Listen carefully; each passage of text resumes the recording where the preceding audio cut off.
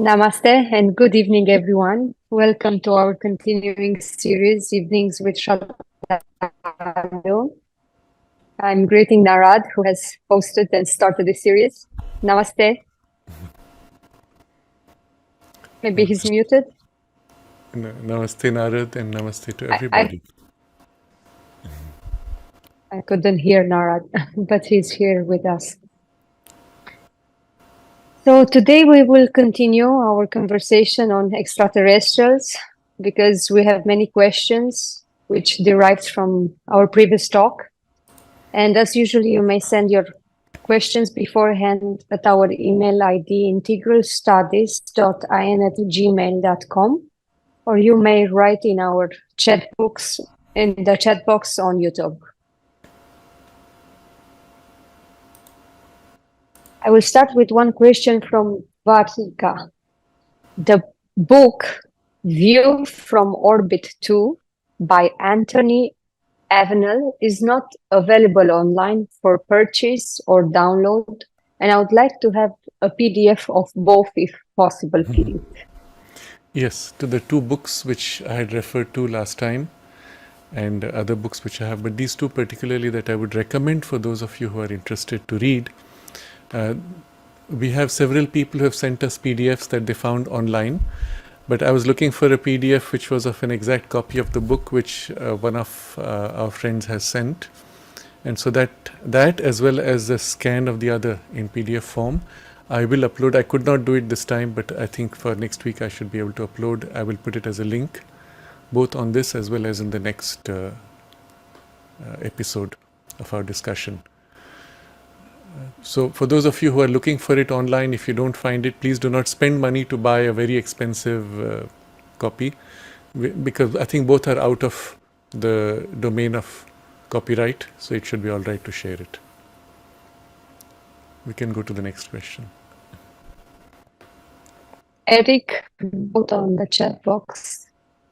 Thank you for your exquisite talk today. As always, it was deeply touching and thought-provoking. I was able to find and download the PDF of Dino Kraspendon, My Contact with UFOs. Please see attached. This appears to be the text in its entirety. Yes, I think this was the version I was referring to, which is a complete PDF. So I'll put this as well as the other one for download next time as a link. We can go to the next. Peter, as far as Christians are concerned, they most definitely all believe in extraterrestrials. Neither angels nor demons are extraterrestrial beings. The fact that most do not like the term extraterrestrial doesn't change this in the slightest. Yes, perhaps Peter's view represents a group, and I hope increasingly a larger group. If you recall, my comment last time was that those who are in the more extremist views, which take certain evangelical positions, which are narrow, tend to look at anything outside the domain of what's written as demonic. And unfortunately, you will find a lot of literature out there, a lot of very well made videos as well as documentaries of various kinds on these topics, as well as other things to do with ancient history, forbidden history of humanity, which are deeply, I will say, mixed with an evangelical, demonic, satanic perspective to things which are not as such. So anything to do with extraterrestrial beings, anything to do with deities of the higher worlds, often gets clubbed into satanic or demonic, etc. Unfortunately, the rest of the content is very well researched. So these are not videos I would recommend for people to see unless they know how to sift out the useful content from the mixed. So I hope Peter's viewpoint will be increasingly accepted by others. But the point he makes, neither angels nor demons are terrestrial beings. Yes, then it's a question of definition. What do we mean by terrestrial and extraterrestrial? And you will see even last time we had, even in Sri Aurobindo's comment, a mix between things which are from other planets as well as other planes, but other planes which could belong to the physical also, to our Earth also. So there are, yes, beings which belong to our Earth of the lower vital or mental domains, but they're of the terrestrial domain, and then it's a question of vocabulary. So it's not an important point, but I just want to highlight this distinction, because within the domain of ufology, if we may use that term, where people study things to do with contact with extraterrestrials or other beings and such phenomena, there's a lot of mixture around this point. Even in some of the discussions that I had with Stephen Greer, there was a mix of these two things, and I raised the question to him. One of the things he said in his what they call CE5 contact, where you go out in the open sky and call the ETs and try to make a communication telepathically, etc. And one of the things he said, well, the ETs will come, call them tonight to your room. And I said, well, how do you distinguish between an ET and any other being of the vital or subtle physical domains? And some of them could be not so nice. And he said, well, you can't. And to me, that's not acceptable. So anything where you cannot distinguish, you should not fool around. But yes, you could perhaps put out a telepathic call and perhaps you would get a reply or not. There's a very interesting example. I believe it comes from something from, memory is vague. It could be Michael Salla or one of these researchers. He said that at some point, he wanted to, once he realized that there are extraterrestrials living among us as physical beings, human looking, human like, and living normal lives sometimes with proper ID cards and proper jobs, even as a cover for whatever interests or work they have. So he was in New York City, and he's intensely put out a call, assuming the extraterrestrials are more psychically developed, meaning they are better at the psychical communications of telepathy and so on. He put out a strong call. If there's anyone around here, please reveal yourself. I really need to see this. And then he says that morning he goes down to a cafe and he's sitting there eating his breakfast, and a man comes in a very strange, purposeful walk and look, walks straight up to his desk, sits down in front of him, pulls out the newspaper and starts reading, but in a way that it's obvious he's not reading the newspaper. He's just trying to make his presence known. And then he gets up, turns and looks at him straight in the eye, and then walks out. It was so obvious that this was someone trying to establish their presence without saying anything. So he was convinced it was one of those persons. Yes, so these things are possible. And the whole problem is of the vocabulary of what you call terrestrial and what is not terrestrial. In those who are afraid of anything outside their narrow reading of the Bible or whatever the tradition they may be following, the fear makes them want to often take violent positions regarding anything that is unknown. And this is not very different from the more primitive cultures in humanity. I remember there was a news item a few years ago of the tribe which is in the Andaman Islands. There's one particular island where there's an old tribe that is kept protected. They've never had contact with other human beings, meaning human beings of the modern world. They have no idea that these exist. They must be seeing boats from a distance, but by law, even the boats are supposed to maintain a minimum distance. And there was this one Christian young man who wanted to go there and evangelize and convert them. So he took a small boat, managed to escape the protection, went in and landed on the soil. And as soon as he landed, he wanted to befriend them. They saw this person who was totally unlike them. It could just as well have been an extraterrestrial. And they killed him straight. Just like that, they threw the javelin or whatever it was they were using, just killed him and buried him. And this was seen from afar by others, and since by law you're not allowed to interact with them, nobody could intervene. So this is an gut reaction from those who live in a very narrow consciousness. But the problem is a large part of humanity does, whether it is Christian or not. The question itself came up because the question was formulated by somebody with those words. I think Kurt had said that Christians claim that extraterrestrials are demons. Irrespective, it could be from any tradition as long as people live in that narrow block. The ETs, if they are sufficiently evolved in this telepathic ability, would sense that and would stay away from any such exposure. So there is certainly an effort on their part to assist, if they can, to push human evolution, or maybe they just keep quiet and, like we do with that tribe on the island, stay away, don't engage, watch them, study them, but don't do anything. Or there might be other beings, physical extraterrestrial or subtle or spiritual, who would be actively pushing to help. So it makes for a very rich and complex nature of interactions possible. We can go to the next question. Neeraj, he's addressing two questions. First, you said that Europeans are 2/3 from medieval Italy, the Greek cities, and Israel. What is the final third? That was a text from Sri Aurobindo, which I was reading out. And I'm assuming the remaining 1/3 is the indigenous European type. And Sri Aurobindo's point was there was this cultural imprint which was coming largely from medieval Italy, and then the Greek cities and Israel, which were the influences which formed the type temperament of modern Europe. So the other 1/3 would be what is indigenous to the European space itself. And if we had to look back at what that would be and give it a name, perhaps one of the names we could use would be the Druidic traditions, or the what's the other?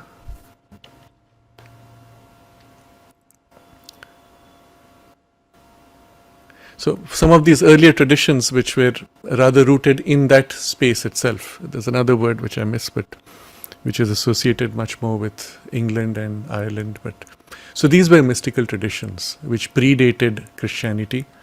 Many of them had some deep knowledge of nature, of plants, of at least some low-grade occultism, and possibly some had also some higher occultism as well as spirituality. But the mass of humanity at that time, not just in Europe but in large parts of the world, were not really ready for a higher spirituality and needed something more close and accessible. So these were all remnants of traditions. Many of them had degenerated, and one of the things which Christianity did was to break up this multiplicity of opening to various nature gods and nature spirits, or the lower forms of vital beings, to replace with the idea of one God around which to unite the concentration or the aspiration. Something similar you see, I've mentioned, in Japan, where the Shinto tradition opened to nature spirits, and of course there are large numbers, but Buddhism came to remind that there is one unifying principle above, and that then allows for the consciousness and the aspiration to turn to something higher, without necessarily disengaging from the multiplicity that comes through the opening to nature. So yes, that could be one way to look at the other 1/3, but this is my interpretation. Sri Aurobindo did not mention in that text. We can go to the next question of Neeraj. Second question. I'm intrigued about the ruins on Mars. Can you recommend any books? Yes, it was in the 1980s, if I remember right, 1980, mid-80s, after Viking lander had landed on Mars. And then there was the satellite which stayed photographing from orbit. And there was one place where it took a photograph which looked like a human face with long hair around, 2 eyes, nose, mouth. And next to it, there seemed to be 4-sided pyramids, as if. But because it's a photo from a certain angle with shadows because of the sun being from a specific angle, there was always doubt. Later photographs from NASA seemed to show that the face was not really what we thought it to be, with a different angle of light. It seemed to be almost like a natural formation, and yet there were elements of symmetricity. And the pyramid itself seemed to be not so clearly a pyramid, and so on. So I had seen the photos as well as the analysis made at that time in the 1980s in a magazine called Omni. So they showed how among those structures, pyramids or other buildings, there seemed to be alignments among them in ways that would preclude natural formations. After NASA released its photo, of course, everything comes into doubt. I kept an open mind, perhaps not. Until we get some clear evidence, I would hold my views. But then came something interesting. There are at least 4 books published by people who were part of the US government's remote viewing program in the 1970s and 80s, before the program was officially shut, I believe, in 1993 or so. And actually what they did was they buried it. It went underground and it still continues. But the official part was, the initial portion was disbanded.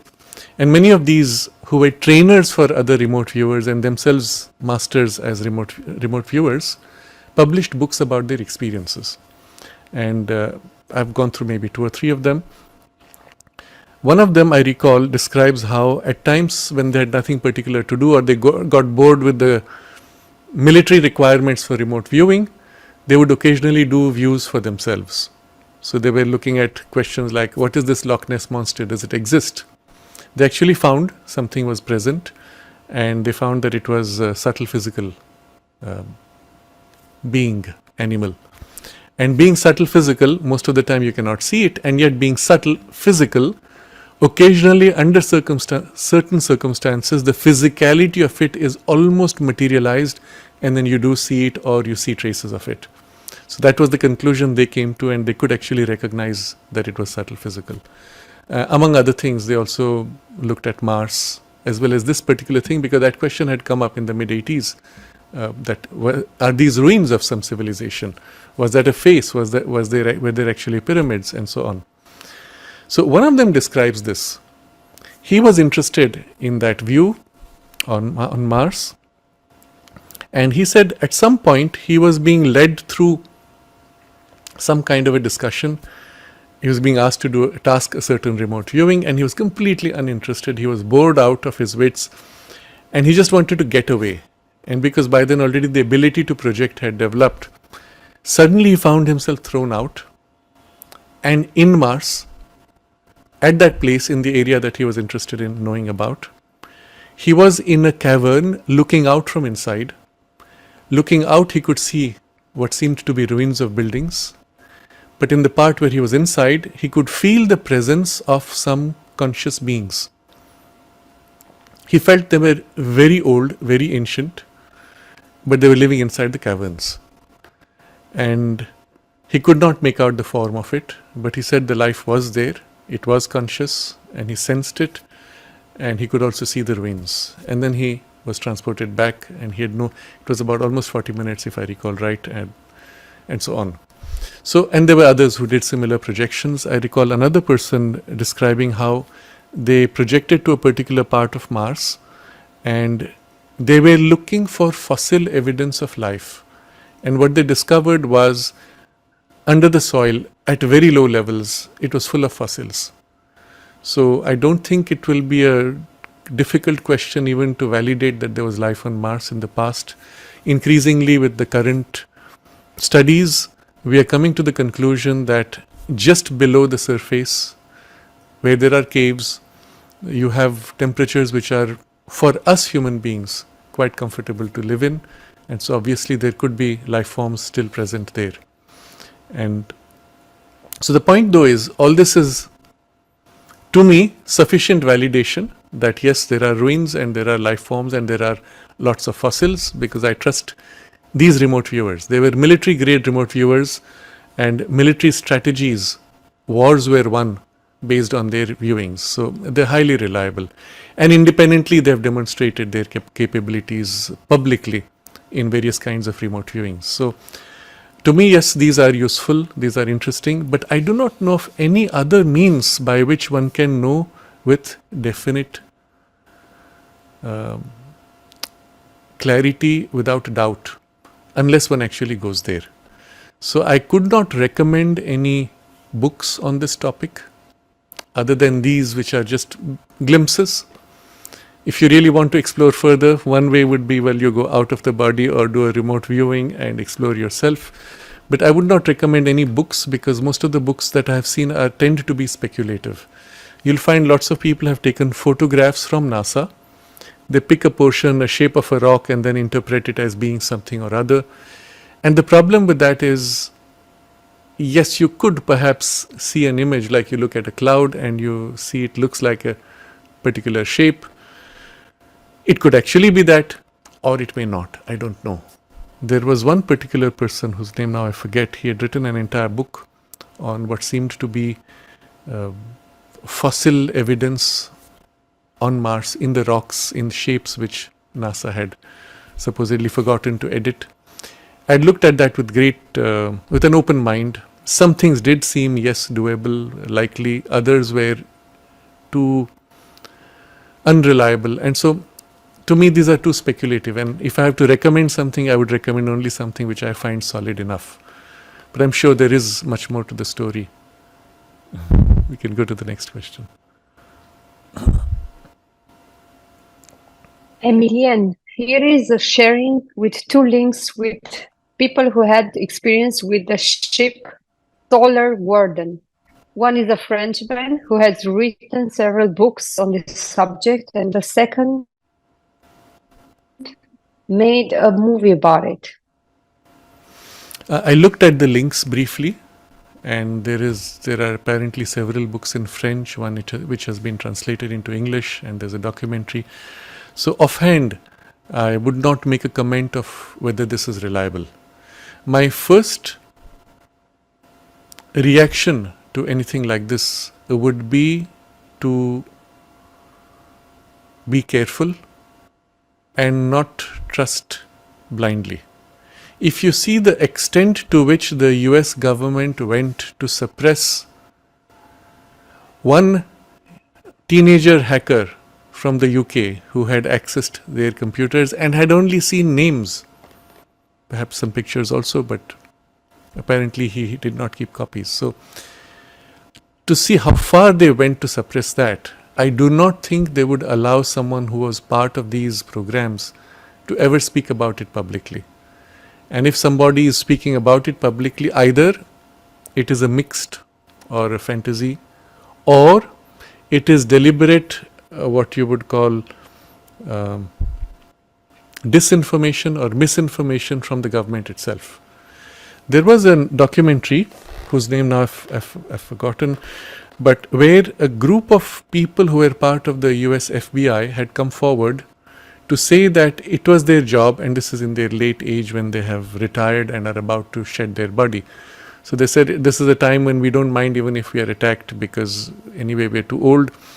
And this came out saying that it was their job under the FBI to infiltrate the UFO study groups and sow seeds of misinformation, disinformation, misdirect them to go off track, to go in a direction away from what the government considered too secret or too important not to be exposed. And what is interesting is mainstream media would back these sources of disinformation. So what you find is wherever there is a strong promotion, you can be sure that there is also something which is hidden, something mixed, or some agenda behind. Very few people you will find who are promoted by the mainstream media are really what they seem to be. So I don't know enough about this, and I really don't want to make a clear statement about it either way.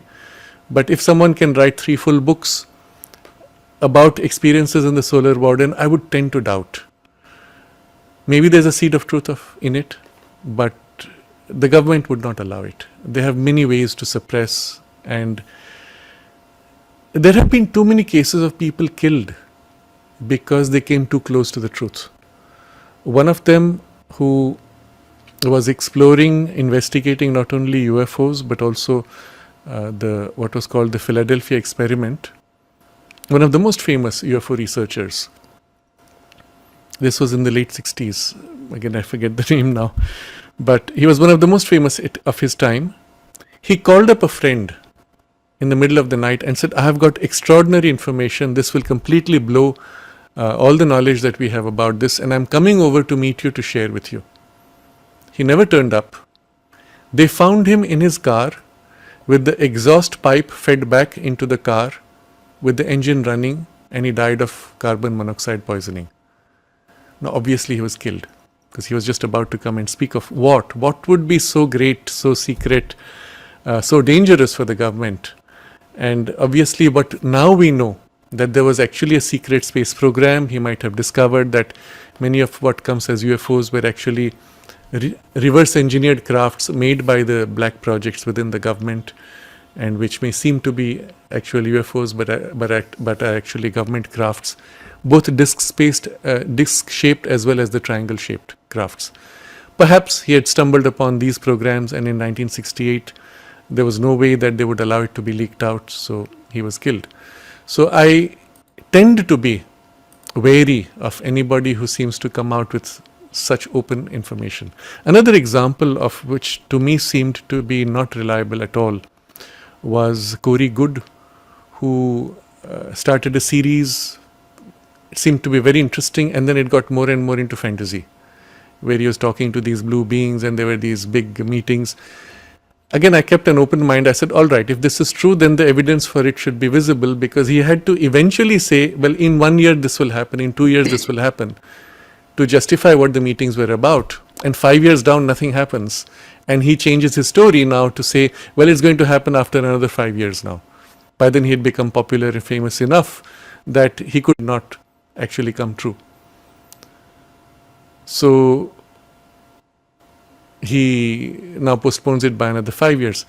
And then it was clear that many of the stories he had put out were made up. Again, it's nothing personal, it's just my view. If anybody thinks he's genuine, you're free to believe that. I'm just going by the evidence of what I've seen, what I've studied over now. For me, it's 35 years at least that have been, since the internet appeared, scouring through a lot of this kind of literature. So I would be wary. We can go to the next question. How come we human beings are so stupid and not ETs? Shanta is asking. Shanta. Why? Okay, I seem on my side it's showing something unusual that it says live stream. I wanted to say, no. I wanted to say that just some voice breaking, but I thought it's my But was internet. it clear? I'm not sure. Okay.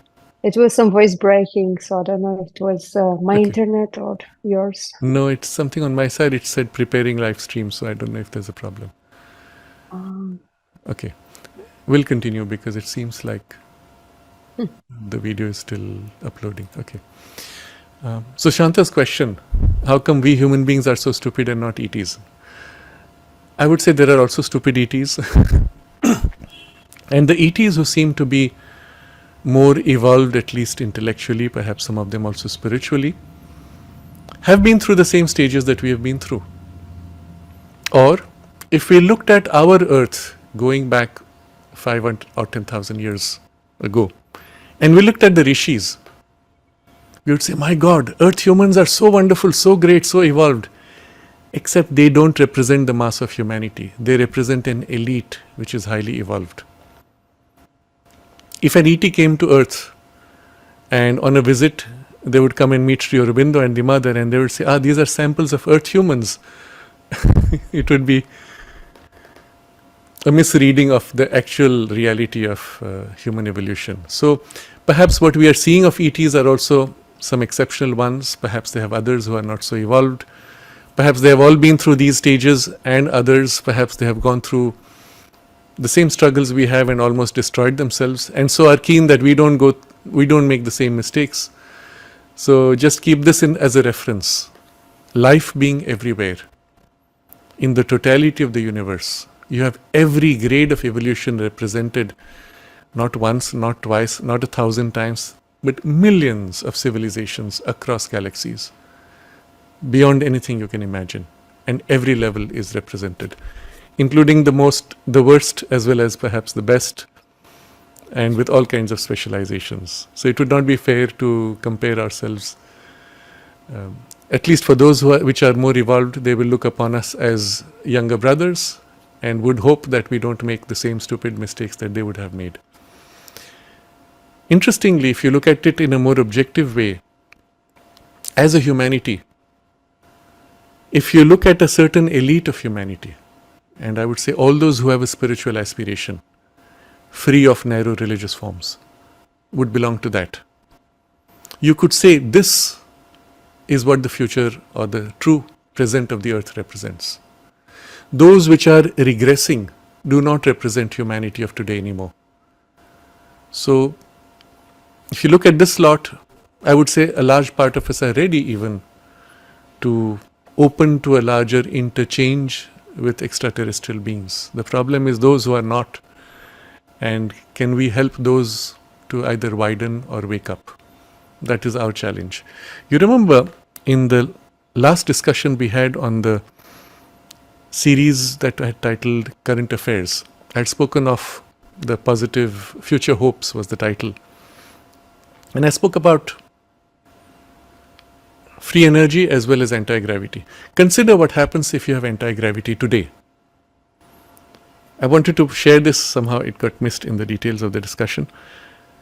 Consider we have anti-gravity today, and I discussed the vehicle, the size of the vehicle required, it would be at least one third at most of the weight of a current car. You can sit in it and go anywhere.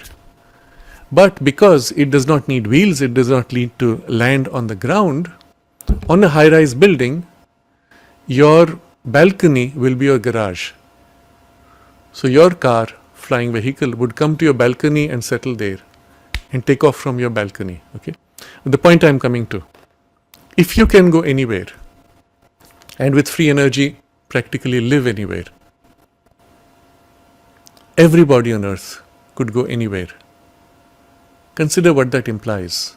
If you have someone like the Hamas mentality, whose stated purpose is to kill someone else, another race, with this equipment, with this technology, the first thing they would do is take their cars and go into suicide bombing missions.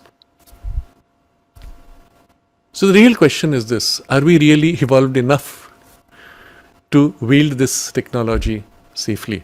Because anything that can fly can be made into a missile. Or put in other terms, which helps you break our current way of thinking, if you can go anywhere to any country or even any planet, there is no meaning to visas, no meaning to passports, no meaning to nationality and ID cards. Are we ready for a world like this? And I believe that this grade, which I call the higher mind of humanity, those who have an opening to higher spirituality, free from narrowness, are ready for it. Even then, as we see happening in the ashram and in Auroville, people with a certain refinement even of consciousness, when it comes to the crunch, when we enter in conflict on sometimes on trivial points, all those other parts which are unregenerate will come forward. We will get upset, we will get angry, we will have differences, and sometimes we may wish badly on another and regret later, but still at that moment we might get carried away. So the question again comes to this: it's not about stupidity or intelligence, it's about evolution of consciousness where we recognize others in a deeper spiritual fraternity. Auroville and the ashram are, so to say, cradles for precisely building this spiritual community, spiritual fraternity. And you can see how much problem there is in Auroville, because not everyone came for that purpose. So you have a mixed group already. The same happening in the ashram or generally in other spiritual communities. We had recently a very interesting interchange with somebody who came from the Ananda Sangha, which is one of the offshoots from Paramahansa Yogananda's teachings. One of his premier disciples felt that he had to fulfill Yogananda's vision of building spiritual communities. So Swami Kriyananda, he broke away because SRF did not accept that. He broke away and formed his own institutions and built communities. I believe today they have 9 communities across the world. And we had a very interesting interaction in Auroville with one of the let's say, elders of this community. And we were asking him questions about what do you do when you have these kinds of conflicts? How do you select people? How do you decide if someone needs to go away if they don't fit the aspiration or the objectives of the community, and so on. So one of the things which was obvious there was the filtration to select. If somebody does not have a minimum of, let's say, practice or allegiance to the teaching of Yogananda, well, they cannot be part of that community. And if they have a practice and are part of the community, if they seem to go astray, then obviously there's an intervention where they ask, well, what you're doing here, what's your purpose? And if it's found that he's not really meant for that, he may leave. Now this is viable and is the basis for many of the spiritual communities and many of the monastic orders also, as you can see across the ages. But here was a point Sri Aurobindo made, which was very distinctive at that time in context of the ashram, that the intention here for them was to deal with the problem of human nature itself, since the goal of the integral yoga includes transformation of nature. Every human type and all problems of nature had to be dealt with, for which purpose they had to selectively allow people of certain types or certain problems, of course as long as they had the aspiration and the openness to Sri Aurobindo and the mother, that being a minimum, but still allowing that type where they came in with a certain, let's say, insufficiency of focus in order to be able to work on that nature, on that type. This was done in a selective way, in a limited context in the ashram, but in Auroville, Mother allowed a much wider, much freer working of this. So people with different kinds of levels of readiness, minimum requirement, she said, was to have a goodwill for the ideals of Auroville or to be a willing servitor to the divine will. That's about it.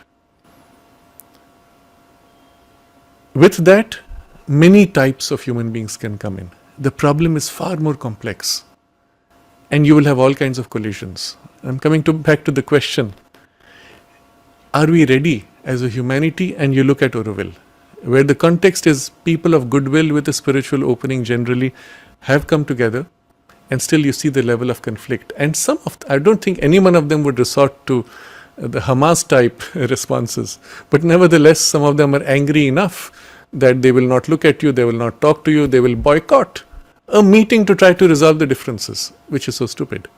It means you're not interested in resolving the differences. So we do have such problems still, but at the very least we can hope that they would never resort to something as extreme as that. So I do believe in this higher grade, I will say, of humanity, there is a readiness.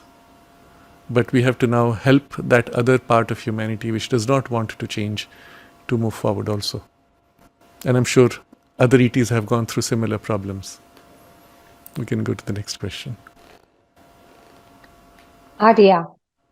Mark O'Byrne in his book said that 4 AT races manage the affairs on the earth. He also said that humans are a genetical experiment of these races. How did they do this? Okay, look at it this way. You remember the text we read from Sri Aurobindo of the gods working on the human consciousness and the finer gradations of evolution, which Sri Aurobindo maps out in several of his writings. Looking at us as we are today, look at yourself and consider what are the grades, levels, parts of consciousness which need to be developed. Any being spiritual, let's take Sri Aurobindo and the Mother working on us, engaging on a direct psychological intervention would be seen as an intervention, not genetic in this case, but psychological. Given enough time and across a few centuries, that intervention would lead to a certain genetic type specialization. As you see, an example I've given many times, dogs or horses can be bred down to 2 or 3 generations and then the habit fixed.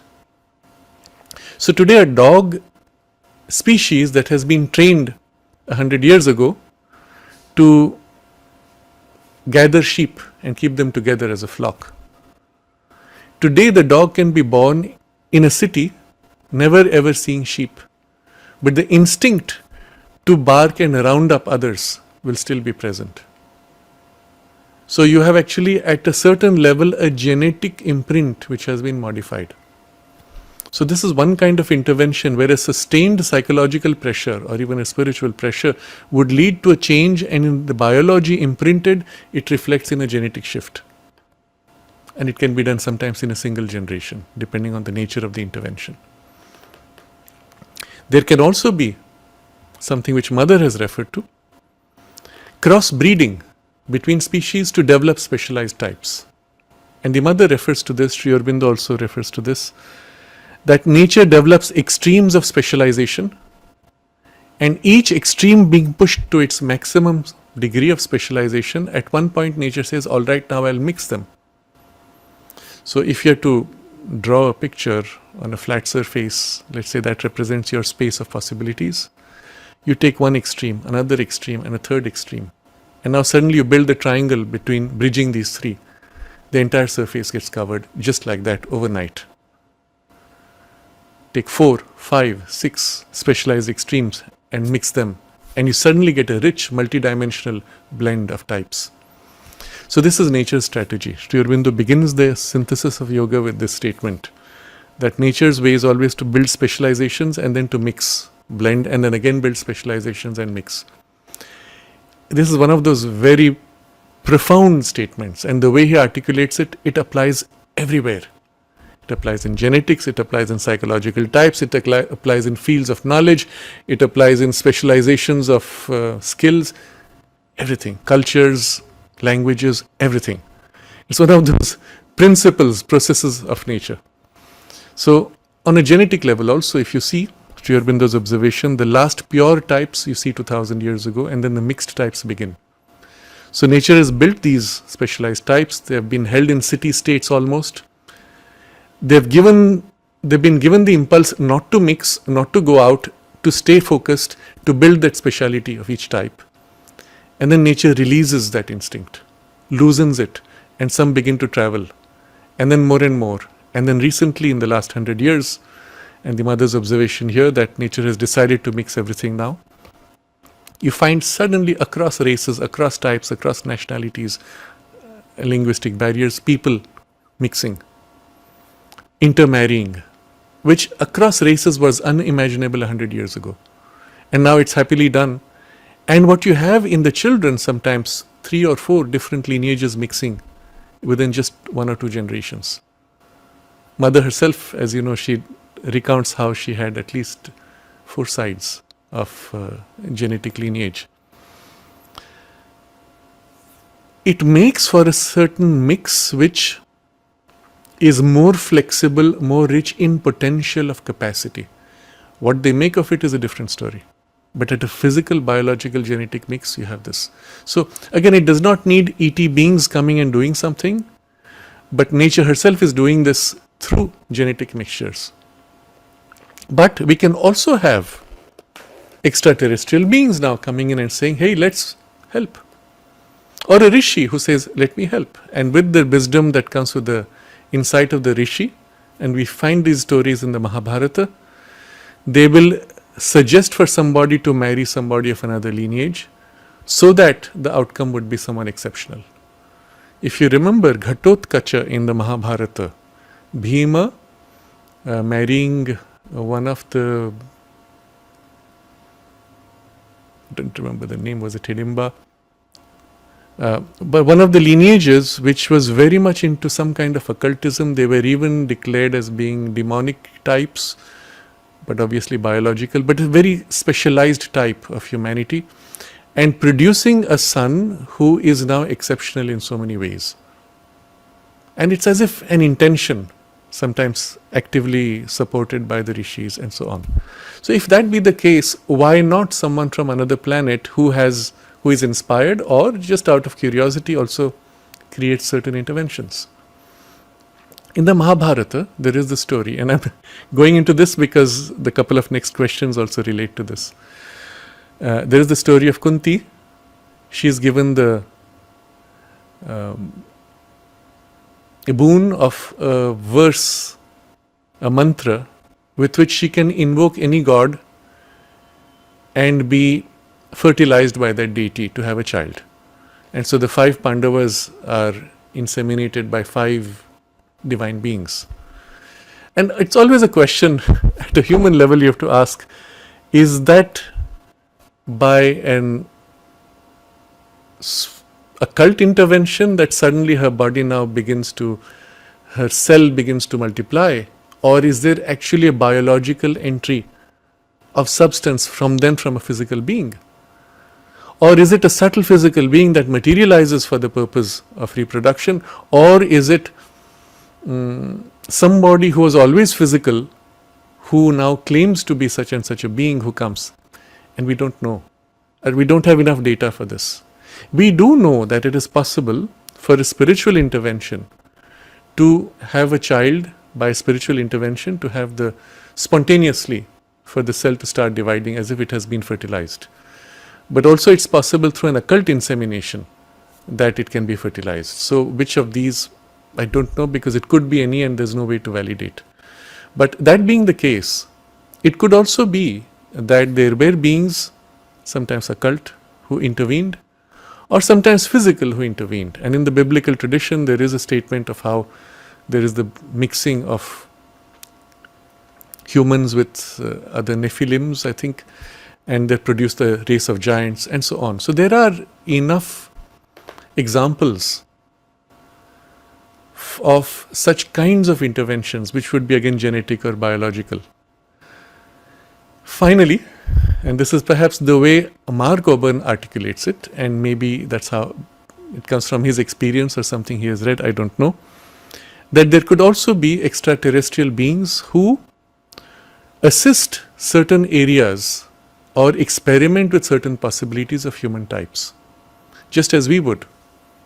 You see, when we have taught apes to be able to speak in sign language, imagine what would happen if 2 of these apes who have been reasonably mentalized mate and produce an offspring which has already imbued this strong intensity of a mentalized consciousness. And the child is born and learns to communicate with its parents in sign language. And then obviously with the humans. Wouldn't that be worthwhile as an experiment? Wouldn't that accelerate the ape evolution in a way? We do. We do such experiments also. Not necessarily with this intention, but with rats and other things. So why not? That also certain extraterrestrial beings, if they were sufficiently evolved with the genetic knowledge, could do this. And so this brings us to one last kind of intervention, of which I know specific cases which seem to be real, where somebody was, as if what they call abducted or taken aboard a flying saucer. They remember being inseminated. They remember having a child for several months, and then again they're abducted and they come back and now the child is no more in the stomach. So it looks like there was an intervention for that purpose, and in some cases we know of where they were again taken aboard and a few years down made to meet their child, who was now a crossbreed between that species and human beings. So if this is possible, why not? And the only question is, how widespread was it or is it? And as it seems today, at least it seems to be not so widespread, but perhaps in the past it was more common, we do not know. So these are various examples I am giving of kinds of interventions possible by beings which are spiritual, which are occult, which are semi-physical or which are entirely physical, and various degrees of kinds of interventions possible also. And if it's possible, very likely it has happened. The only question would be how many, and there we can only speculate. We can look at the next question. Oh, one more point I'll make to Arya's question. We do have evidence that, and this is from fossil evidence, that at certain stages there was a radical sudden shift and a new type of human came up. Homo sapiens being, for example, one of those specialized types. What made for the Neanderthal to die out because Homo sapiens had come up was that nature had no more strong impulse to retain it. But otherwise they were intermingling for a long time, and we have the fossil evidence for that. But what made this species emerge from the Neanderthal?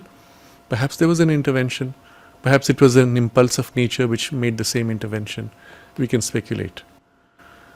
So we can go to the next question. Raj Shekhar, what are your thoughts on Bhagavan Shiva and his abode Kailash?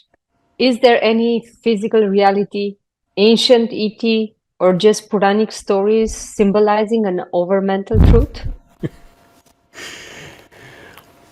When I was about 12 or 14, there were two books which had come my way.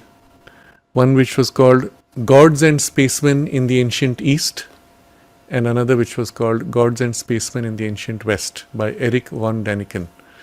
He was a kind of a pioneer in this line of, I will say, exploration. Highly speculative, but nevertheless it's an exploration. Looking back at many of the stories which we have from our ancient traditions, biblical, in Judaism, in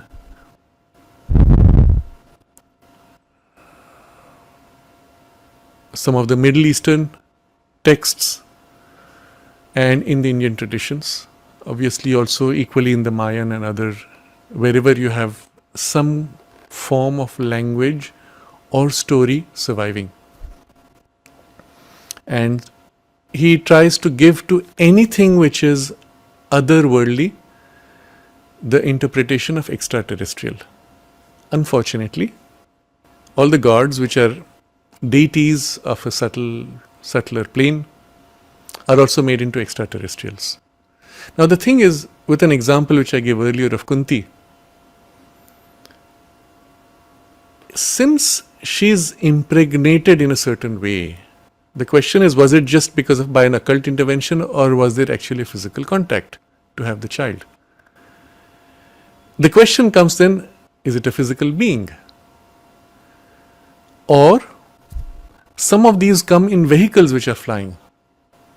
And in the biblical tradition, there are descriptions, I believe in the description of Ezekiel, there's a vehicle that comes with wheels within wheels rotating and things like that. It could just as well have been a vision of a subtle kind, occult kind, or it could have been a physical craft, a flying saucer. The description of Moses when he's on the mountain and he sees this burning bush. So somebody, I think perhaps it was von Däniken or others, they interpreted as a glowing ET craft seen through the trees, maybe. Or when he is leading the Israeli people from Egypt across the Red Sea and the sea has parted, the description goes that it was a fire, a pillar of fire at night and a column of smoke in daytime. So obviously these people will interpret that as a rocket producing smoke in daytime, you see the smoke, at night you see the fire. But a rocket which is burning continuously, leading, that's not how ETs work. They don't consume fuels like this. So on one part it seems like yes, it's possible, on another part it doesn't make sense. So I've always found this mix not to be satisfying.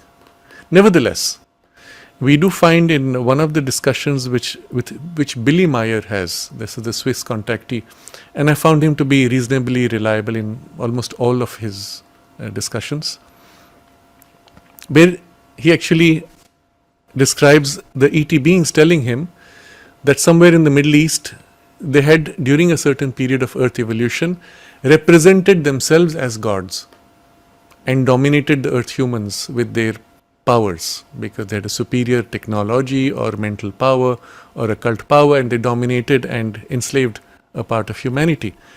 And the person who did that, he says, they are very regretful of it, but this is the fact. Now, when I read that portion, I said, this is not an imagination, because it's very specific to the Middle East. It's not, they didn't say everywhere on Earth. And the mother refers to how there was an Asuric being which had enslaved a certain group in the Middle East, and so on. So it corresponds in various ways. And the same name is used, the same being that mother referred to, the same name is used. And so, to me, that gave credibility also to Billy Meyer's contactee data. What that does suggest is, yes, there would have been a time when some of these extraterrestrial beings came with their crafts. Earth humans viewed them as gods. Perhaps some of them declared themselves even as gods.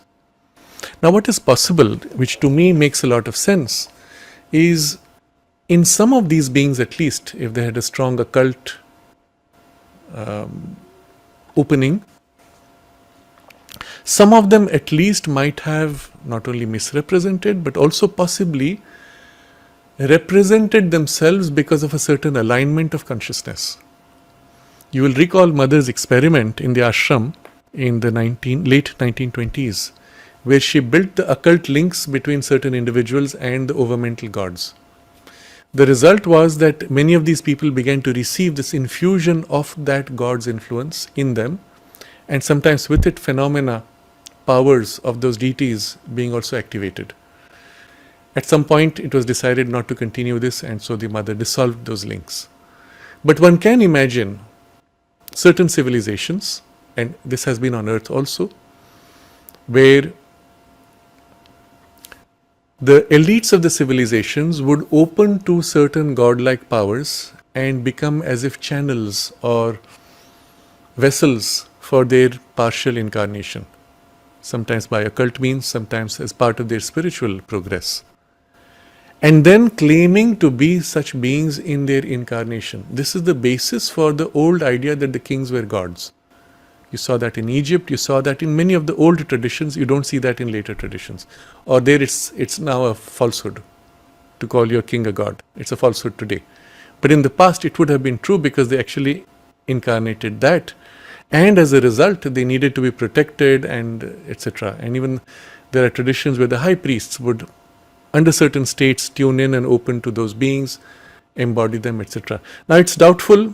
We have no way to validate whether they were actually higher overmental beings or just lower vital or higher vital beings. I do know of cases today, that is, in the last 100 years at least, where what mother did here in the ashram was also done in certain communities. What level they tapped, I do not know. I have mentioned this community where I saw this machine that was built, which was a free energy machine. And what I understood was the founder of that community had that capacity, that he would feel, he would say, yes, there's a light coming, and he would go and open to it, and then he would embody it. And then suddenly he would be a different person, and he would express certain powers. And it was in such a state that he built the machine, it seems. That's the story I was told. So these things do happen. And I heard this story from one of the persons who saw him early on. And I'm sharing this. I don't know if it is all right to share it, but I think it's worth it to put it on record. I heard this from a lady who had come to in that community some 40, 50 years ago. When she came, there was a whole story. It was at night and all that. She would have gone, but she was given an appointment to go the next morning.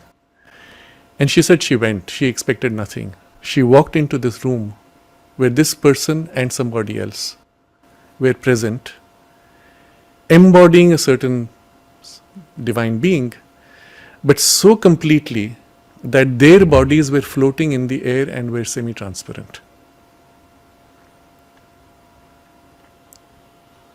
Entering that room, she felt so overwhelmed by the spiritual presence that she fell to her knees, and it was a life-changing experience for her.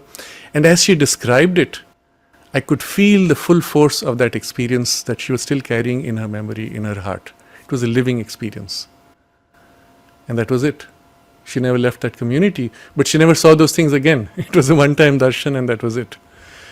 And I know of many such cases. The point in saying this is, it's possible.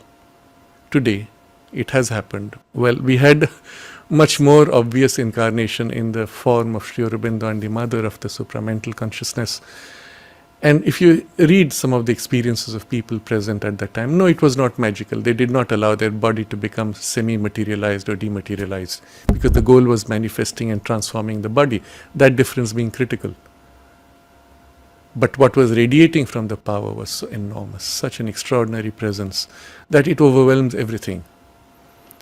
If this was possible, and I would suggest that some of the Vedic rishis at least had something of that degree of embodiment of these presences, then it's possible that they were seen by human beings as the very physical incarnation of those beings, of those deities, of those gods. And so we have, very possibly, very likely, the blending of a human-like story with what is otherwise a spiritual symbolic representation. Sri Aurobindo suggests another possibility, which is, he describes in the book Savitri, that these names, he is explaining the names, but also the figures, are not just merely symbolic, they are actual embodiments, incarnations of those powers who live out on earth certain truths of the higher planes. And for those who have the eye to see, you could actually say, this person represents that, that person represents that. I've shared this, it's a very personal view, so leave it at that as a personal view. If you disagree, discard it, ignore it. As a personal view, my mother once told me this, and I fully agree with it. When she looked at Champaklalji, she saw in him an embodiment of Hanuman. He's the only attendant who served both Mother and Sri Aurobindo equally. None of the others had that privilege. And from both received equally the same love and affection. And when you see him seated at the feet of the Mother in that painting or in the photograph, you see that same spirit. And those who have known him closely, that character or the quality of consciousness, which you could easily associate with Hanuman. Perhaps. Embodiment, incarnation, emanation, or here's a human being evolving and that consciousness comes and joins momentarily for a purpose to work out a certain possibility or to participate in a certain possibility. All these things can happen. But which, when they happen, would give rise to a humanity which is half intuitive, recognizing these truths and then declaring those embodiments as incarnations of those deities. And then you have this blend of human experience and a divine experience and a representation of the divine truths in the human life forms. And sometimes with miraculous expressions. So, to me, it seems not very likely that Shiva would materialize a physical body just to appear before a devotee for that purpose. If you see what Shiva actually tells the Mother, that he does not want to connect with a human being to incarnate because it involves too much of a loss of the purity and freedom, wideness, vastness of their consciousness. So he says he will incarnate only when the human body is sufficiently transformed and divinized into a supramental vehicle, then only he would incarnate. And yet you have stories of Shiva coming, etc. So would they be emanations, partial emanations? That's possible. Would it be an emanation aligns with a human being for a purpose and then disengage and the human being has no memory of it? He was used at that moment for a purpose. Or there's a partial materialization of the emanation, work done, it withdraws. Any of these possibilities would justify or explain some of these blendings of human experience with things of higher planes or gods and deities of higher worlds. So, coming back to Raj's question, the abode of Mount Kailash, is it a physical domain with a physical reality?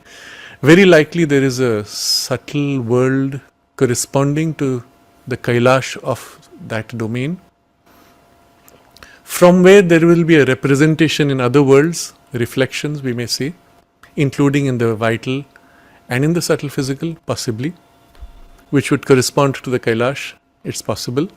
I will not say it is so or it is not. I'm just saying it's possible. And so yes, there could be something close to a physical reality, but whether there you would meet Shiva as in this partial incarnation or as a supramental being that Shiva represents, that's a different question. So Could it be an ancient ET embodying? Yes, it's possible. Could it be a rishi embodying that? Yes, it is possible. Could it be a saint who in a moment of exaltation now incarnates and holds something of that consciousness? Yes, that is also possible. Is it merely a Puranic story symbolizing an over-mental truth? Yes, definitely that also is true. But my point is all of these could be true, and I've given sufficient, let's say, explanation for how it's possible. Because yes, any of these things would be possible, and I do believe there was a period where there were beings who walked on the earth embodying in part certain aspects of the Vedic deities. Sri Aurobindo himself says the Vedic rishis themselves are not evolutionary beings, they are as if emanations of certain solar rays of consciousness of the spiritual sun. And you will recall the passage we read last time where he describes the basis of those rays and then their feminine powers, etc. So when they take birth on earth, that is vibhuti, not an evolutionary being. They take birth to help human beings, not always conscious of their full reality, but to the extent they are conscious, they would be living out those truths even in their relationships among themselves as well as with earth beings. So yes, all these would blend. The question then is, what of it today? Practically, what does it change? It just shows you that all these possibilities exist. But it also shows you that within each one of us is a potential to realize these higher planes of consciousness. But we must be very clear of the goal. The goal is for us now to incarnate and transform the lower by that higher. We could, as in certain ascetic paths, withdraw from this to fuse into those or hold an intermediate level of materialization of those truths, semi-material, and maybe it's a beautiful experience, but it would not complete the establishing and the transforming of that consciousness in the physical. So I think all this should inspire us to do the work that we have to do, which is much more important for now. We can go to the next question. From the nickname Quantic, the Bhagavad Gita is full of references to ATs, I think, as well as other Indian texts. Yes, so I've covered a little bit of that in the discussion already. There was a phase during which some of these beings who are now hidden among us as extraterrestrial species might have been more openly exposing their powers or interacting with humans because they felt it was safe or they would not be harmed, or also protecting them by other means, including weapons, which we would then remember as unusual, powerful weapons. But also we still have the knowledge of occult weapons, which are the astras, which can be invoked by a mantra. But also there might be physical weapons of a kind that they might have used, which we would have then understood in those terms as a divine weapon, and so on. So there are stories in the Mahabharata where a weapon is given and then used, but also that it is lost, physically stolen, so it was a physical object. Or it is a mantra which can be used and the mantra forgotten, so it was not a physical weapon. So both exist, and it's possible that there was enough mix of other species, extraterrestrial including, and the Mahabharata seems to have descriptions which have a blend of both types. So I don't know Bhagavad Gita, but certainly in the Mahabharata it is there, as well as in the Ramayana perhaps, as well as many of those ancient texts. We can go to the next question. The truth. He writes, but then why we only have Navagrahas, 9 planets? Would there be 12 grahas then? This is derived Yes. from our This is from last time's discussion where Sri Aurobindo said not 7 but 12. So he didn't say not 9 but 12, but still the question is valid. Why is it that in astrology you have 9 grahas? Planets is the wrong term. Sri Aurobindo points out graha because they have a grip, an influence on material events. They are not all planets. Sun is not a planet, moon is not a planet. Rahu and Ketu, in Western astrology that's called dragon's tail and dragon head, are not physical planets, but they represent centers of consciousness which have an influence. Sri Aurobindo, on his writings on astrology, he says that the ancients did know about Uranus Neptune. I think at that time Pluto had not been discovered, so he doesn't mention that. But he says the ancients did know about them, but they found that these only influence in a very minor way. So they did not include them in the astrology. So this suggests, first of all, astrology is not built on physical planets. It's built on the occult focal points of influence, some of which are associated with planets, some of which are noduses of energy, focal points of energy. And these are selected to be 9 because the 9 are found to be more effective or practically beneficial. Beyond that, there would be others, but they are too fine in their influence, so not relevant. I do believe that the factor of influence has to do with the deities presiding behind, and Sri Aurobindo mentions and names the deities presiding behind. He does not name the deities behind Uranus and Neptune. Possibly they are not such powerful, or there are no significant presences. I don't know. Or the presences are too secondary. I do not know. So 9 is because it's found to be a practical number. It has nothing to do with being complete in astrology. I'll just look at the chat box and see if there are any questions so that we can finish this topic today. Yes, Anupam says the mother had mentioned, yes. V-Truth says Celtic. Yes, that was the word I was looking for, the tradition in Europe, which possibly is what we could call the base tradition. Could be, I don't know enough, but since that's a word I come across often. Neeraj had asked, where are the books posted? I have not yet posted them. I will do. I hope next time with a link, but I will add the link to this talk's description also. I'll put it on both. So those who may watch a few weeks down may also have the same link conveniently available. Anupam says, Mother had mentioned Chinese people from the moon. Isn't it obvious that there was life on the moon? She says yes, but when the moon became too cold to inhabit, that a certain group broke off and came on Earth. And again, it doesn't mean today's Chinese have anything to do with that. She says it's just like there is this trace of that influence which you can feel behind every type on Earth, which represents their purpose.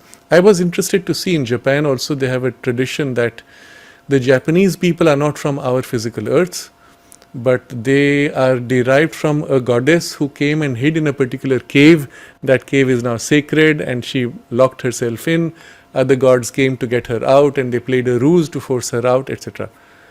The whole thing is so physical, so material. It's almost as if there was an extraterrestrial race that came to Earth, and from them there was a derivation of the Japanese people. Now again, it does not mean everybody is extraterrestrial. It just means that something of that consciousness is perhaps presiding behind as a touch, as an influence, and that's all for us that is relevant. But yes, it's obvious there was life on the moon. Even now, I will say there is life on the moon. There was one book, I don't have it here to show. I found it in the school library 30 years ago. It's called Our Mysterious Spaceship Moon by Don Wilson. Now this is somebody who was in NASA, I believe, or he has gathered material from NASA.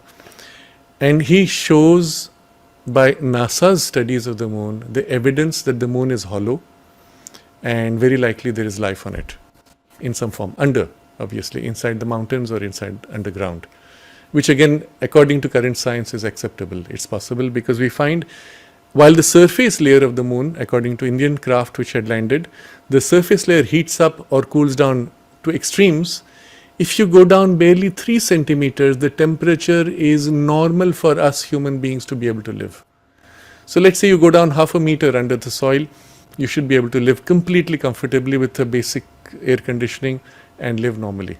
And where would you do that? The easiest thing would be you go into one of these little craters and put a plastic sheet above and fill it with air. That's all you need to be able to live on the moon. You just have to ensure the air doesn't leak out. Now, how do we come to this idea? It's interesting. The US government, when they were doing remote viewing, they found that the remote viewers had an ability to access knowledge. So they also asked them technical questions. So one of the questions put was, how would you make the cheapest base on the moon? And the remote viewer came up with this drawing. Of course, they don't know what the question is. They came up with the drawing of this plastic sheet covering kind of a dug hole, which is already a crater. And then you just pump in air. That's all you need. And it automatically acts as an insulation and a controlled environment where you can live. So it's actually as simple as that. But the obvious thing would be what are called the tubes, lava tubes. And for example, the Indian satellite around the moon detected a lava tube, if I remember right, was about 100 meters in diameter and some 4 or 5 kilometers long. Here's a tube under the earth, under the moon, soil, which is so big. It's perfect for a base. And it's tube-like. So you don't have to do anything, you just have to build your things inside. And so yes, moon is actually inhabited because over the last 200 years we have evidence from Earth telescopes describing, and this is documented by the scientists in Europe who were some of the most meticulous in those years. They found clouds released in certain parts. So initially they thought it's volcanic, but now we find there is no volcanic activity. It's most likely a base which was releasing some clouds floating up and moving across the face of the moon.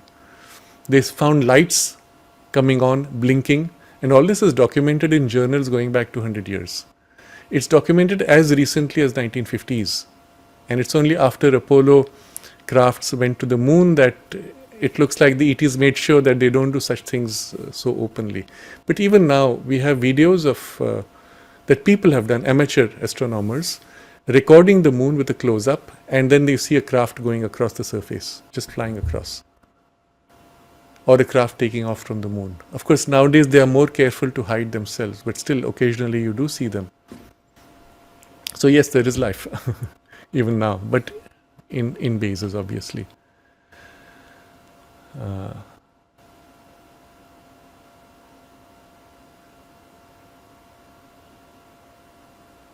Rohan says some ultra-orthodox camp within the Hindu fold, they read Hindu scriptures and Puranas, believe in creationism as opposed to evolution, and they are of a high caliber. I don't know, because the problem is this word Hindu is not a very cohesive word. It does not stand for any formal teaching. Like if you say Christian, you can say yes, they derive from the Bible, they are focused on Jesus. If they are not, then they are not Christian.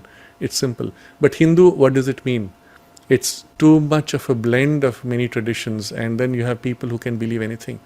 The question is, does it represent the higher thought of the tradition itself? No. In that case, you don't need to waste time. Let people believe what they like. Just because they are Hindu doesn't mean that represents a Hindu belief. Rather, you will see in the Hindu tradition itself, the statement of the 10 avatars is a description, and from the Puranas, of an evolutionary process. And then Chendok is asking, are there any correlation between extraterrestrials and extra-dimensional beings?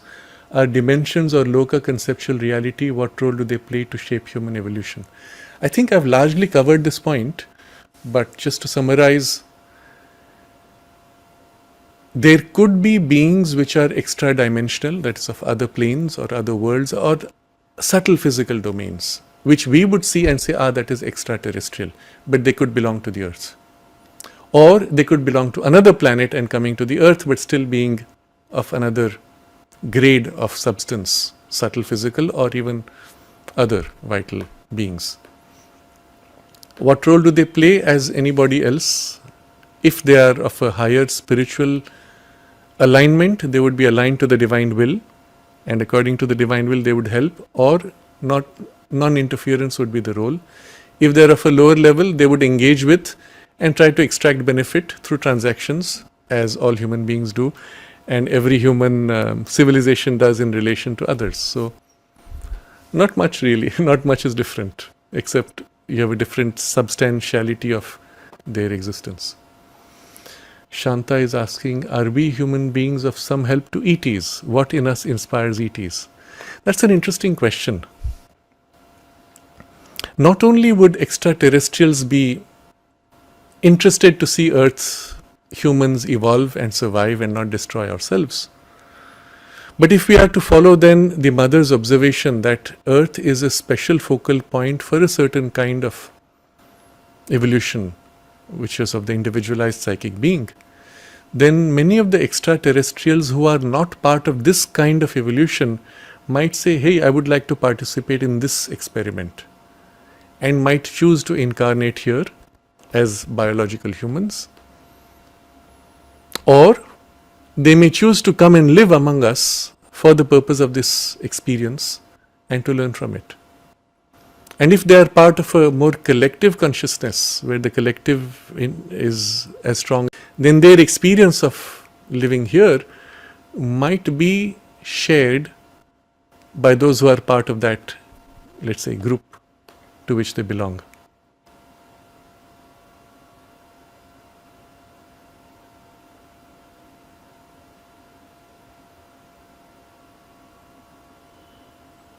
So Chittaranjan is asking what, okay, something about mantra. We'll keep that for next time. So Anupam asks, why are there 10 avatars and not 12? Well, with the numbers we need not be too rigid, but there is a rationale nevertheless. If you look at the avatars sequence, first of all, you need not take that too seriously either. These are indicative of stages of evolution where the divine incarnates to help.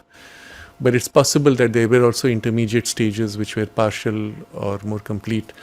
The point of the story of the avatars is to give you the sense of the divine help at each stage. Though there is a text of Sri Aurobindo in the Record of Yoga where he describes how evolution is built on 10 steps.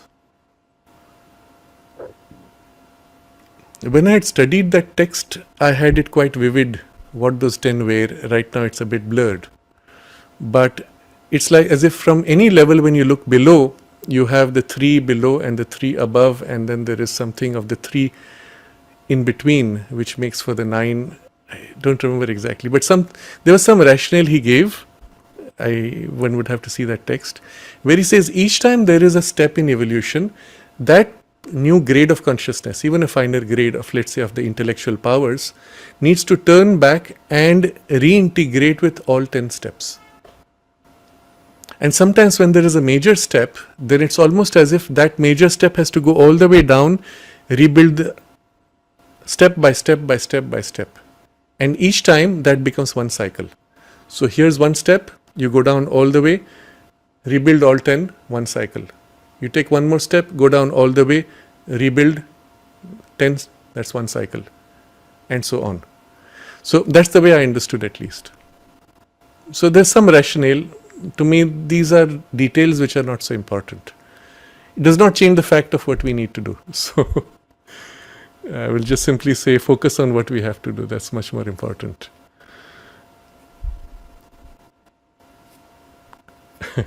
Okay, so Anupam has another question. I had shared this story about someone who had gone into a well and come out with a bundle of palm leaves. And I'd seen the well, and of course it was bricked. So I was speculating that perhaps there was an opening into a subtle physical domain. Perhaps. And so yes, these things could be possible. But again, what use? It just means that such things are possible. You could have things stored in the subtle physical world to be given back. But my view increasingly has been, why focus on old texts when you can receive the higher consciousness, the new consciousness and the higher knowledge directly for the work that is needed now? And if you need specifics of those things, perhaps that also would be given by access from the higher consciousness, isn't it? So, having studied all those things, and there was a time when I went really deep into all that I could from the past to try to extract all the nuggets that I could, and it was enriching. But the conclusion I've come to, and I hope you don't have to spend so much time repeating that, is all that being useful, the access we have from the new consciousness that is now manifesting is far greater. The knowledge that has been opened to us through the writings of Sri Aurobindo and the access he gives you through the intuitivized mind and the higher ranges which are now available to us is so much more complete that to read a book to extract knowledge seems too low a grade, when by opening to a higher way of cognition, an intuitivized mind, for example, you could have it all and much more than what could be transcribed into a book. So those books, for those of us who are so drawn to it, could be, let's say, guidance, indicators, and this is the value Sri Aurobindo gives also to texts such as the Veda and the Upanishads, and that's why his commentary, and not on all the Upanishads, only those which had the most profound and wide content, universality. And when you look at those and use them as a lever to access deeper and higher spiritual experiences, that's doable, that's useful. But to go into arcane specifications of text, it seems to be almost too low a grade of quality or nature of content of knowledge. You see, it's not about informational knowledge, it's about experiential knowledge. What they could give you corresponds to the grade of consciousness in which they were written. And even a technical text such as Vimana Shastra, which is one of the texts which I did study extensively, looking for clues to the technology itself, it could give you a certain access to technology, but the time you would waste in decoding and reconstructing some of the technology could be better used developing directly with the clues already available the principle and then developing it rapidly by access to a higher intuition. That's my view currently. So if it helps you, you can keep that. Otherwise, anyway, all these things in a sense were withdrawn for a reason. With the Mahabharata ending, a lot of this higher knowledge of technology and, well, higher meaning relatively of, and sometimes of an occult kind, was withdrawn all over the world. Suddenly you see a collapse in the kind of technology which was available then, and it's all over the world, and for a reason, that we could now grow fresh from a freer and newer consciousness.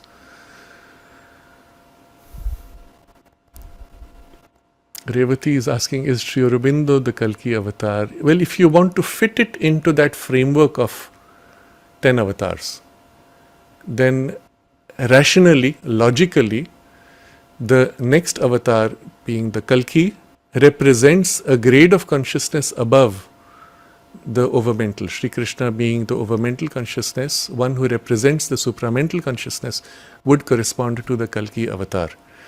But the description of Kalki is not so important. It is in fact purely symbolic. And there's a very interesting conversation which Champaklalji records through his interaction with the mother. And it goes something like this. I've read a long time, so I'm just paraphrasing. It's a long time back, where the mother explains to him that in the tradition, he says, Kalki avatar comes on a white horse and with a sword. So she says the white horse represents the horse is the power, white is the purity, and the sword is the sword of knowledge with which he cuts ignorance. And then Champaklal says, but in the traditional story, the Kalki avatar has a limp. I think he says on the left leg. And then mother becomes very serious, he says. And she is very grave. And then she says very quietly, perhaps it is the suggestion in the collective consciousness which was responsible for Sri Aurobindo's accident. And I think it was Sri Aurobindo had the accident on that leg itself, broke the thigh. So, well, if you want to look at the prophetic content of it symbolically, there is a correspondence, but to me that's not important. Look at it always purely from terms of consciousness. All external references at best are helpful as a pointer. Do not use them as evidence. Do not rely on them because they can be deceptive. It's always the inner direct perception and sometimes even a logical, but with the intuitive backing, which is superior. And you see Sri Aurobindo represents the supramental consciousness, embodies it, and assists humanity's transition to it, becoming the first embodiment in the physical consciousness with the work to transform the physical body. So I think we'll conclude with the last question from Maureen. Maureen. Goethe went towards this direction in his science, and the West didn't engage in this direction, merging of science and the occult. Yes, I spoke about occult and the science merging, and maybe this would be the point we will conclude for today. You see, Goethe observed light, and he found it's not a mixture of colors, rather it's a mixture of black and white, darkness and light.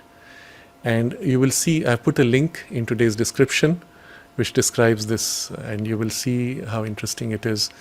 Let me also try as an experiment to share a video of this. Let's see if this works. Now this is an animation of how light splits in a prism. As children, we have been shown a picture of light splitting into 7 colors in the prism. It is not the case. Take a prism and try it out. It's not true. What you actually see is, depending on the distance from the prism, there's a patch of darkness in the center, which you will see in this animation. There's a patch of darkness in the center, and then an overlap of colors from 2 sides. And when they overlap fully, you get the spectrum of 7 colors. But actually, we have 2 spectrums of colors. One where the dark transitions to light, and one where the light transitions to dark. And these 2 blending make for the 7 colors. Interesting. So I've left this as a, I hope the animation has worked. You might see it. You might see it. I leave this as one example of how a rigorous science is very different from a speculative science. And Newton's 3-color mixture is speculative. Colors are not formed that way, at least light colors are not. Physical, yes. And the same story you find with Einstein's relativity, where he throws out the ether as an assumption which totally messes up science. But if you observe it, light speed is not constant. He is assuming light speed constant, but it is not. So why do you assume? The entire theory breaks down and it has a different meaning. I had given a talk about this, which was in the United States. And coming to this question, okay, let me complete this part. So Goethe, yes, he had a mystical opening, an occult opening, and a scientific mind. He was also a poet, but also a scientist. So the theory of light is ascribed to him. Tesla himself was inspired by Goethe's work, and his own concept of the 3-phase electricity flow came from a certain image that he got from a description, one of the poems of Goethe. So yes, that would be one good example of how that would be. And I had intended to, I'm thinking still of doing a series of talks on the ether physics and free energy physics. And I had put up this question in the community tab. Those of you who have not seen it, please do look at it. But already we have enough answers. I'd put a question, would you prefer this to be a series on the existing channel or in a dedicated separate channel? But those of you who have not seen it, please do answer. We'll see what form that takes. So I come back to this idea that given the higher access to knowledge, the opening given by Sri Aurobindo, not just to the higher consciousness, but the means to grow into this higher consciousness, it is worth it for us to dedicate all our energies to fulfill this, rather than to look back to extract a few nuggets from arcane texts where you might spend a few decades just to interpret and understand. With the opening to this higher consciousness, like the rishis of yore who saw the knowledge and then articulated or actualized it, created it, we too could do that. Nikola Tesla is a good example. He is certainly a man of a deep spiritual opening and an intuitive opening, deep mystical side, and he would foresee, conceive, build in his consciousness, test in his consciousness, and then make materially. But he's a good example of a scientist who had that higher opening. And it's not by chance that in Sri Aurobindo's Savitri, when he describes the warped echo in response to the 3 soul powers, the warped echo describes what it has achieved with science and what it will do. quite a large number of things which he describes were either done by Nikola Tesla or were intended by him or discussed by him. So it's almost as if he represents something of the